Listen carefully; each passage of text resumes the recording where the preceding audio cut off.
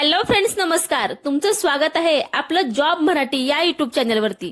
आज मी तुमच्यासाठी महाराष्ट्र सरकारच्या तब्बल 2619 जागांची मेगा भरतीची अपडेट घेऊन आलेली आहे. आणि महत्वाचं म्हणजे ही परमनंट भरतीची अपडेट आहे.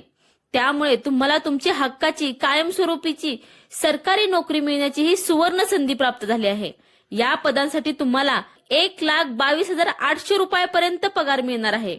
यासोबतच तुम्हाला सर्व शासकीय भत्ते सुद्धा भेटणार आहेत. तर नक्की या भरतीसाठी कसे अप्लाय करायचे, कोण कोण फॉर्म भरू शकणार आहेत, परीक्षेचे स्वरूप कसे असणार आहे, किती तारखेपर्यंत फॉर्म भरण्याची मुदत आहे, कोणकोणती पदे भरली जाणार आहेत, याबद्दलची संपूर्ण माहिती मी तुम्हाला या व्हिडिओमधून देणार आहे. तुम्ही अजून या चॅनलवरती नवीन असाल तर नक्की आपलं जॉब मराठी हे युट्यूब चॅनल सबस्क्राईब करा, लाईक करा आणि नोकरीची गरज असणाऱ्या तुमच्या मित्रमैत्रिणींना नक्की शेअर करा. तर तुम्ही इथे पाहू शकताय, महाराष्ट्र लोकसेवा आयोगाकडून ही भरतीची जाहिरात प्रसिद्ध झाली आहे. यामध्ये गट क च्या पदांसाठी ही भरती प्रक्रिया राबवली जात आहे. ही कायमस्वरूपी भरती आहे. तुम्ही येथे पाहू शकताय 27 सप्टेंबर 2026 पासून या भरतीसाठी ऑनलाईन फॉर्म भरण्याची प्रक्रिया सुरू झालेली आहे. तुम्ही येथे पाहू शकताय, या ठिकाणी टोटल 5 पदांसाठी ही भरती प्रक्रिया राबवली गेलेली आहे. यामध्ये उद्योग निरीक्षक यासाठी 9 जागा भरल्या जाणार आहेत. तांत्रिक सहाय्यक या पदासाठी 3 पदे भरली जाणार आहेत. कर सहाय्यक हे पद वित्त विभागामार्फत तब्बल 282 जागांसाठी भरल्या जाणार आहेत.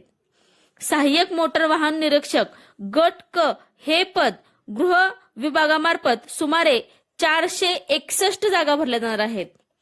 तर सर्वात मोठी भरती ही लिपिक टंकलेखक या पदासाठी 1864 जागा भरल्या जाणार आहेत. टोटल अशात 2619 पदे ही भरली जाणार आहेत. यासाठी तुम्हाला अर्ज करण्यासाठी 27 जून पासून सुरुवात झालेली आहे. यासाठी तुम्ही 17 जुलै पर्यंत फॉर्म भरू शकताय. यामध्ये ऑनलाईन आणि ऑफलाईन अशा 2 पद्धतीने तुम्ही परीक्षा फी भरू शकणार आहात. यासाठी 17 जुलै 2026 पासून 19 जुलै 2026 पर्यंत ऑनलाईन फी भरण्याची मुदत आहे. तर ऑफलाईन फी भरण्यासाठी 20 जुलै 2016 पर्यंत तुम्हाला मुदत दिली गेलेली आहे.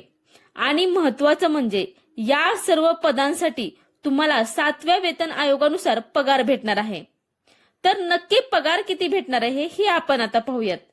तर तुम्ही येथे पाहू शकताय, या भरतीमध्ये सर्वात जास्त पगार जर तुम्ही पाहिला तर सहाय्यक मोटर वाहन निरीक्षक या पदासाठी तुम्हाला दिला जाणार आहे.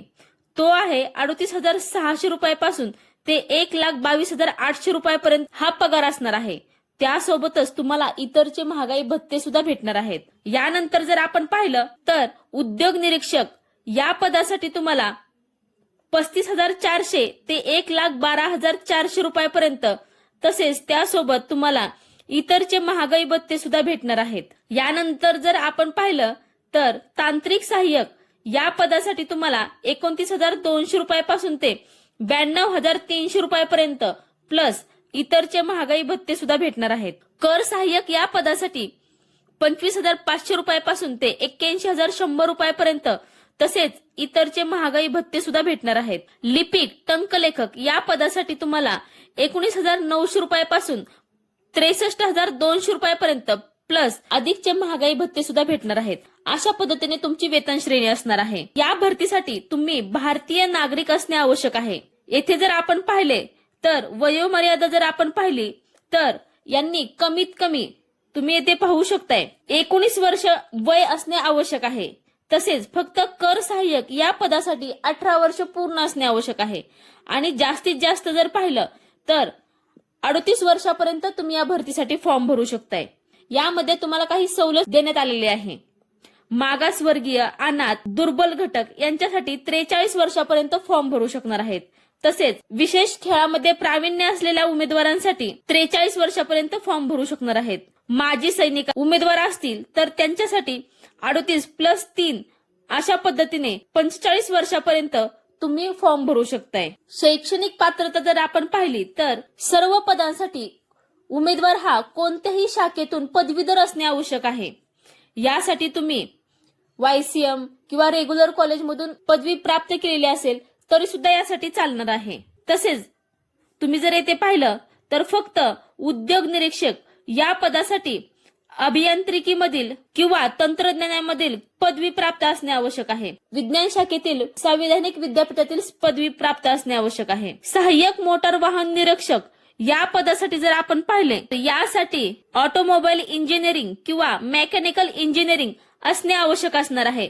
बाकी सर्व पदांसाठी तुम्ही पदवीधर असणे आवश्यक असणार आहे. तसेच टंकलेखन लिपिक या पदासाठी ते मराठी टायपिंगचा वेग हा तुमचा 30 असणे आवश्यक आहे, तर इंग्रजी टायपिंगचा वेग हा तुमचा 40 असणे आवश्यक आहे. परीक्षेचे स्वरूप कसे असणार आहे तर तुम्ही येथे पाहू शकता. या सर्व पदांसाठी तुमची पूर्व परीक्षा मुख्य परीक्षा घेतली जाणार आहे. ही परीक्षा तुमची संयुक्त पूर्व परीक्षा ही 100 गुणांची असणार आहे, तर मुख्य परीक्षा ही तुमची 400 गुणांची असणार आहे. आता तुम्ही इथे पाहू शकताय यासाठी आपल्याला संयुक्त पूर्व परीक्षेसाठी 394 रुपये तुम्हाला फी असणार आहे, तर मागासवर्गीय दुर्बल घटकांसाठी अनाथांसाठी 294 रुपये असणार आहे, तर माजी सैनिकांसाठी 44 रुपये तुम्हाला फी असणार आहे. तर मुख्य परीक्षेसाठी तुम्हाला 544 रुपये फी असणार आहे. तसेच मागासवर्गीय अतिदुर्बल घटक किंवा अनाथ प्रवर्गासाठी 344 रुपये असणार आहे, तर माजी सैनिकांसाठी 44 रुपये तुम्हाला फी आकारण्यात आलेली आहे. तुम्ही ही फी ऑनलाईन किंवा ऑफलाईन या दोन्ही पद्धतीने भरू शकणार आहात.